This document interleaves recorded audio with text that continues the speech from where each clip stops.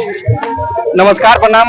मैं कृष्णा कुमार, ग्लोबल समाचार। दोस्तों, हम अभी आ चुके हुए मोहनी महुआ गाछी के बड़का पोखर पर और हम कुछ लोगों जो हमारे यहाँ कुछ जनता है उनसे जानना चाह रहे हैं। अभी छठ महापर्व चल रहा है और इसमें कुछ सुझाव चाह रहे हैं राजनीतिक संबंधी। ऊपर देखिए। तो चाचा, आप बताइए कि अभी जो आपके स्थानीय विधायक है उनके बारे में क्या राय देना चाह रहे हैं? क्या उनके कार्यों एवं वादों से खुश है आप? हाँ, अभी का विधायक है वो ठीक है, पूर्ण रूप से ठीक तो नहीं है लेकिन ठीक है।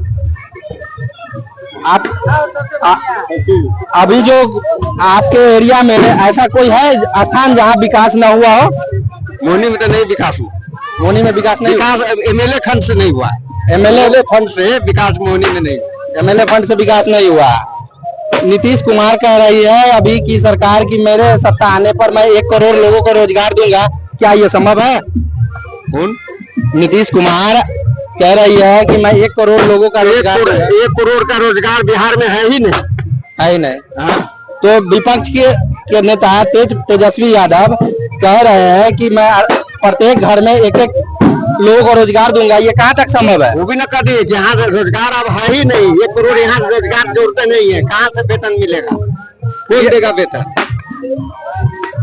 ये माँ बहन योजना एक चुनावी प्रचारक है या आगे भी कुछ महिलाओं को उससे लाभ मिल सकता है?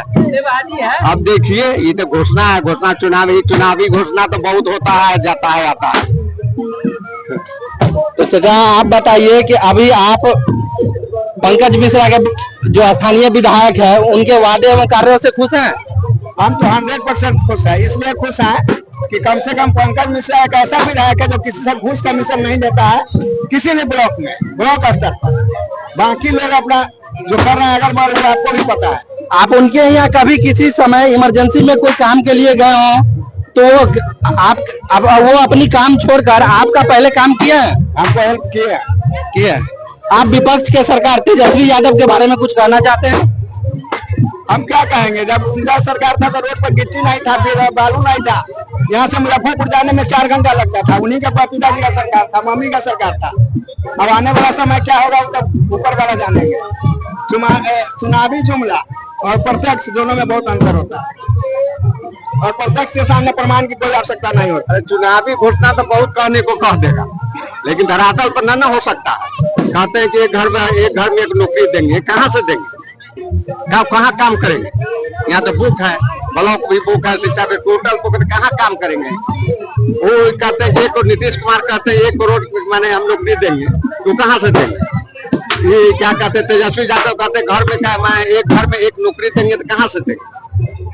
अभी जो नई पार्टी है प्रशांत किशोर, उसके बारे में आपका क्या राय है कि वो जो अभी प्रशांत किशोर के बारे में तो उनको बारे में तो हम जानते नहीं है क्या है। पलायन के विषय में क्या कहिएगा? जो अभी बिहार में पलायन की इतनी स्थिति खराब है, जो लोग अभी छठ के लिए बिहार आना चाह रहे थे लेकिन वो अभी तक फिर बिहार पहुंच नहीं पाए। इतनी ट्रेन में गर्दी है, क्या हालत है, कैसे बिहारी आ पा रहे हैं? बहुत अभी वहाँ फंसे हुए हैं। इसके बारे में आप सरकार से क्या कहना चाह रहे हैं? ये पहले से बहुत ठीक हुआ है। पहले बहुत 99-90% फंस जाता था बाहर में, आप तो 10% फंस रहा।